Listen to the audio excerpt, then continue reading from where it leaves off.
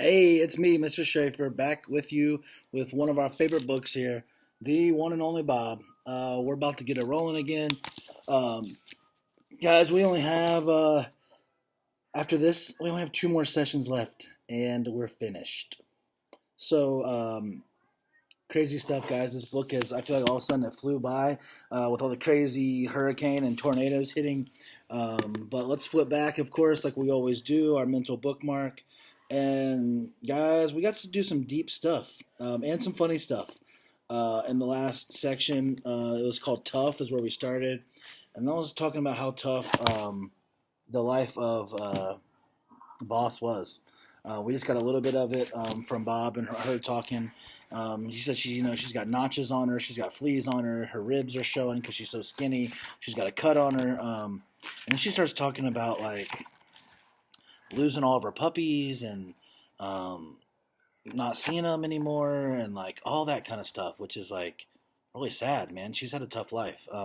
She admits she's never had a human that's taken care of her ever, and yeah, so she's like Bob in that way, but at the same time, Bob's had a lot of help from people, so he was realizing that he was starting to feel really bad. That why is he so lucky? Why did he get to meet Ivan and Ruby and take care of him? Why did he get Julia and George? And realizes that his sisters had nothing. Right? Um, and then something really huge comes up, guys, and it's what Bob was afraid to tell Ivan a couple sections ago, and that was something he did when he was a puppy, and he admits it to Boss that I'm sorry, I left you on the highway. I heard you howling and crying, but I couldn't find you, and then I searched for you for a while, but then I quit. So he told her that, and what did she tell him? I forgive you, but you got to forgive yourself. So there's a lot about forgiveness that's going on right now, and there's a lot about this bravery that's coming up a lot about saving people and being brave, and but Bob uh, just told him. He told him. Boss told her. He told him, "I forgive you. You got to forgive yourself. Okay, let's do this together." So they're about to evacuate. They move all the animals into the cop car except for the last nine, which included Bob and Boss and Snickers and a bunch of other little animals. So they're currently sitting in the cages. Water's flowing in, and yeah, that's where we stopped. Right. But the last little line about Romeo, the best thing ever is Snicks, babe, Snickers telling Bob, I love you. And I love everything about you. So that part was absolutely awesome. Bob was struggling to say something back to her, but secretly, I think he really does love her. Right, he's got to, right? But so funny, Snickers admitted it. So that was the last thing we read. Um, so here it comes. An Interesting Life is where we're starting. If you're in the book, it's 272. If you're following on here, just check out the pages. An awful noise comes in like a tree trunk splitting in two. While we watch in disbelief, a piece of the roof, the size of a Great Dane, simply vanishes. Rain gushes through the hole in torrents. Boss, I say, it's time. Jump on my back. And that's a good idea because why exactly? Because maybe you'll get your turn, I say. Your chance to have things go your way. I've had an interesting life. I want you to have one too. Bob's trying to like sacrifice himself for her. Bob, you're at best gonna buy me a couple extra minutes, Boss says. Sis, I'm like 30 seconds older than you. You're not the boss of me. Please? Why? Just because you're a guy? I could take you down in a second with three paws tied behind my back. And if I get you out of here and I continue ignoring her.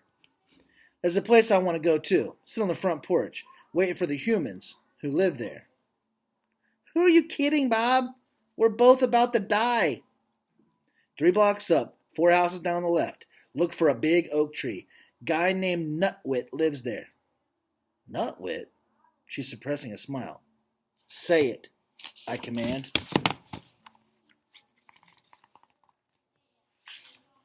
Fine, whatever. 3 blocks up, 4 houses down. Nutwit.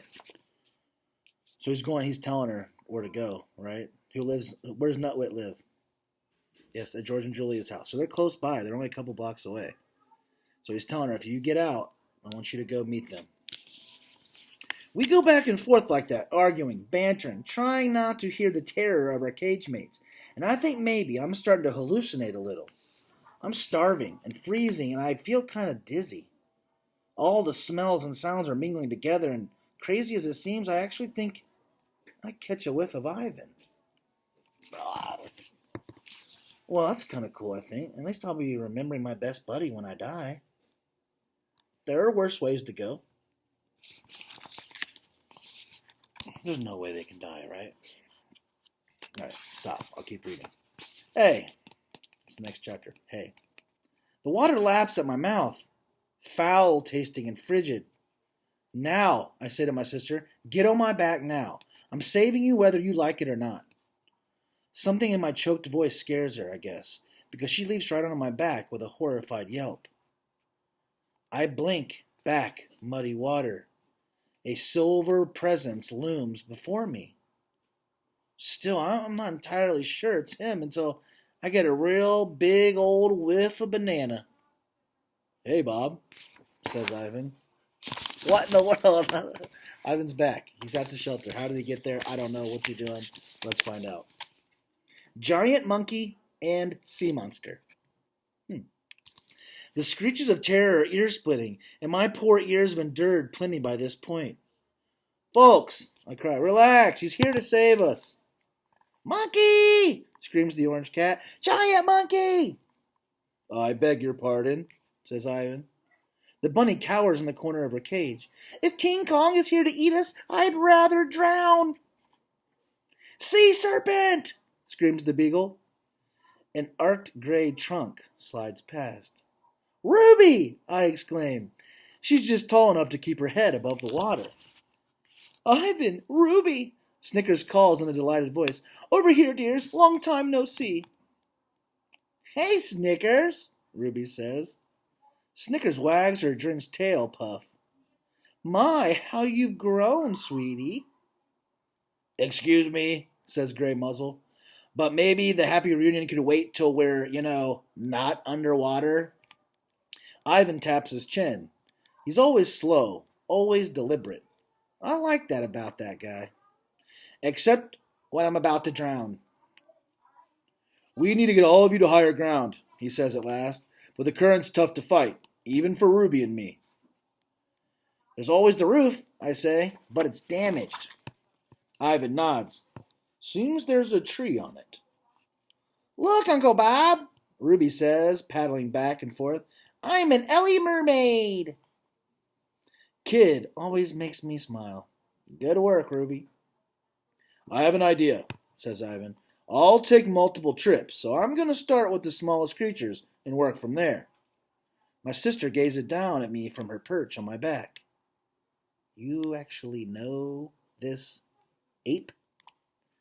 He's my best pal. Ivan and I go way back. A long pause follows. Bob? Boss finally says, you weren't kidding. You really have had an interesting life. Guys, I cannot believe Ivan and Ruby showed up. How perfect is this? To safety. One thing about being a silverback, that strength of 8 men thing can come in handy. Ivan starts with the bunny and the dachshund, one in each arm, along with those 2 cats perched on his shoulder and head. One more trip, this time with the beagle and Snickers, and then Boss and me are on our way. Ruby holds tight to Gray Muzzle's collar and he manages to paddle alongside her, using Ruby as a ballast. It takes us a while to cross the street. The current's swift and the water's up to Ruby's neck in places. Ivan, I ask as we approach the other side, did they find George and Julia? They're okay. A little banged up, but fine. They made it to safety to a keeper's shed. Tree fell and blocked the door. I choked back a sob of relief. Whew. George was out looking for you when Ruby and I left. How'd you find me? Ruby saw which way you were running, says Ivan. And don't forget that gorillas and elephants have great noses, Bob. Maybe not dog level, but not bad. We followed your stink, Uncle Bob, Ruby exclaims. When we reach the far side, I see where Ivan deposited our fellow inmates. The parking lot of a donut shop. The lights inside are off like everywhere else, but I glimpse a few flickering candles, and people are milling out. Come on, everybody, Ivan calls. Let's get you inside. I'm hoping these folks won't mind a bit of company. As we gather at the entrance, Boss pauses. I'm gonna head out, she says, avoiding my gaze. What? I demand. I just found you. You can't leave now. She hesitates. The puppy. Thought maybe I'd check. I know he's probably gone. She looks at the muddy pavement. It's crazy, I know. Yes, I say firmly. It is crazy. Besides, you're too weak and your paw is injured. My voice grows urgent. Think about it, boss. What are the odds he stayed in that car and waited for you? Who knows where he is by now? Yeah. She looks defeated. I suppose you're right. What's wrong, Bob? Ivan asks. My sister... Whoa, wait. This is your sister, Uncle Bob? Ruby interrupts, turning to Boss. Then that means you're my aunt. Boss has a puppy, I explain. Stuck in a car near the bridge. I point with my nose. Ivan doesn't know this way around town the way I do. That way, not far. She wants to try to find him, but well, he's probably long gone by now. I know my words are harsh, but I'm trying to protect Boss. No way that puppy is still alive. Ivan strokes his chin. Why don't we get everyone settled inside, he suggests. Then we can figure this out. Never mind, Boss says. Bob's right, it's nuts. Way too dangerous, and probably too late anyway. She takes a deep breath. He's not exactly the first pup I've lost. You'd think I'd be used to this by now, wouldn't you? I don't know what to say. I want to make her pain go away, but what can I do? I'm no bigger than Boss is, and certainly no smarter. And I've got my own problems. My busted nose, my aching foot, my angry stomach. Look out for numero uno. That's my motto for a reason. It's kept me alive this long. There's that saying again, him looking out for himself only. But is he really, or not? Then, to my surprise, some fool blurts out, I'll go find him. And apparently, it's me. So he surprises himself. He says, I'll go find the puppy. I can do it. So what happened to only caring about yourself, Bob? I think you're starting to change a little bit, buddy. Yay. We'll go, Ivan says. Yay, more swimming, Ruby cries. It's not safe, Ruby, I say. You have to stay here. I promised Akello I'd watch out for you. I made it this far, she says, donning her elephant pout face. Ivan and I sigh. It's exhausting. All this responsibility, this worry, this love. Promise to stay close, I ask. She holds up her trunk. Elephant's honor. 'Cause Akello will make dog soup out of me if anything happens to you. Yuck, Ruby giggles. Hey, did you know I can almost do a somersault in the water, Uncle Bob? Ivan taps politely on the door to the donut shop. But even a polite knock from a gorilla sounds like a visit from a wrecking ball. The door opens a crack. I think 2 or 3 people may have fainted, but we can't stay to find out. I hop onto Ivan's shoulder and the 3 of us head off. I glance behind me to see Boss standing on the pavement, watching us. In the darkness and rain, I can't read her eyes, but I'd like to think there's hope in them.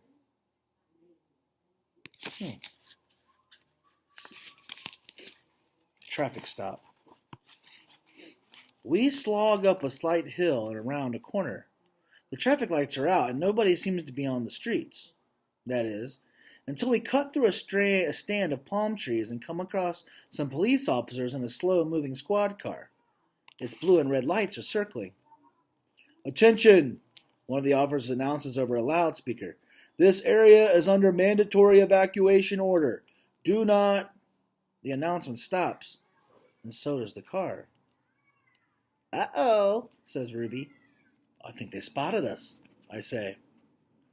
We're kind of hard to miss, Ivan points out. The car moves closer, so close that I can see dropped jaws and bulging eyes. The car brakes to stop. The driver's side door flies open, and one of the officers jumps out. The other officer, a skinny young guy, follows suit, but he looks annoyed. What are you doing? He says. Don't be a hero. We could have stayed in the car where it's safe. I'm looking, says the driver into her radio receiver, at a gorilla and an elephant, and the gorilla has a tiny dog on his shoulders. And no, I have not been drinking. Imagine that, really, right? A gorilla and an elephant with a dog on his back swimming through a flood. They said the park got hit by the tornado, says the skinny officer, carefully aiming his pistol. We can't shoot a gorilla, the driver says. And I like what he's thinking. Try me. What's his crime exactly? Jaywalking? Thing is, I love elephants, says the driver. My own daughter collects stuffed elephants. I mean, stuffed toys, not the real stuffed ones. She listens to her radio for a moment. Get animal control out here, says the skinny officer. Get a van. Get a moving truck. Get a 747. I don't care.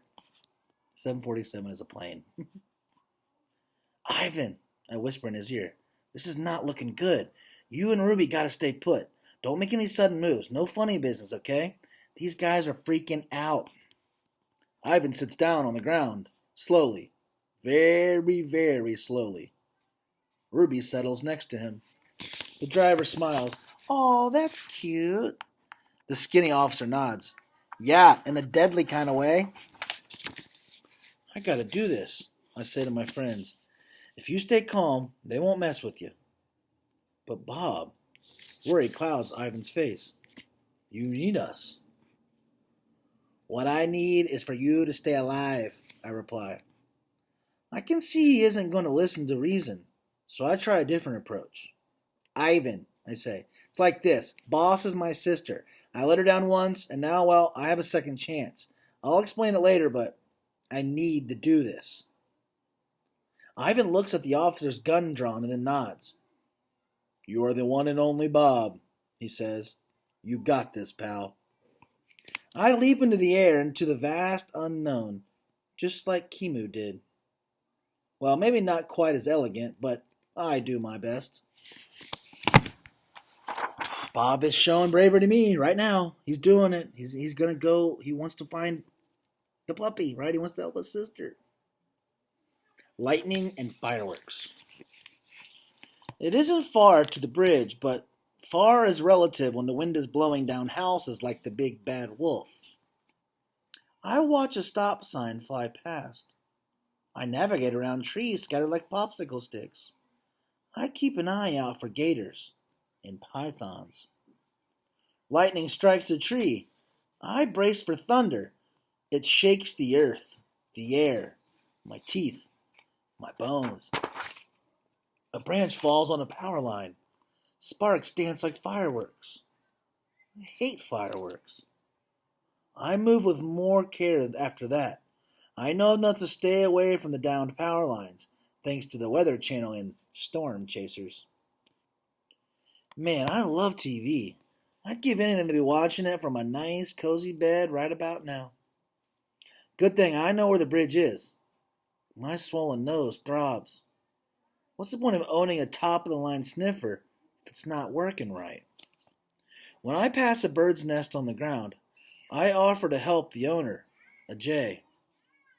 She swears at me, and at least I think she does. I hear nuts and some other interesting words. Bob's got a bird cussing at him. I tend to forget that in some circles, dogs are considered predators. I wonder how Kimu and the other escapees are doing. One thing I know for sure, having been on the inside and the outside, is that way too much of the world ain't made for wild animals. How would a meerkat cross a highway? How would a panther face down a city block? How would a wolf survive an encounter with a gun? For that matter, who do you think I am? Playing hero. Nutwit was right. I'm soft. I'm slow. I'm not a street dog anymore. I'm a pampered, lazy pooch. Do you agree with that? I don't think so. I hear the rush of water, a different sound from the pouring rain, and out of nowhere, there it is. The creek. Boss mentioned that the car was near the bridge, but when I get close, I remember what the officer in the shelter said. The bridge had collapsed. And then I see it. A little car, rounded top, floating, caught in the dislodged tree at the edge of the roaring creek, not far from the crumbled remains of the bridge. And atop that car, even though it's completely impossibly, is a puppy. Waiting. And all I can think is, that dog is a nincompoop. Look at him. The little puppy, the little baby of Boss, he's actually waiting on the little Volkswagen there. Can he save him? Her? Him? I don't know what kind of puppy it is. I think Bob's going to have another opportunity to show his real, true bravery. But we are stopping there. We'll pick up next time.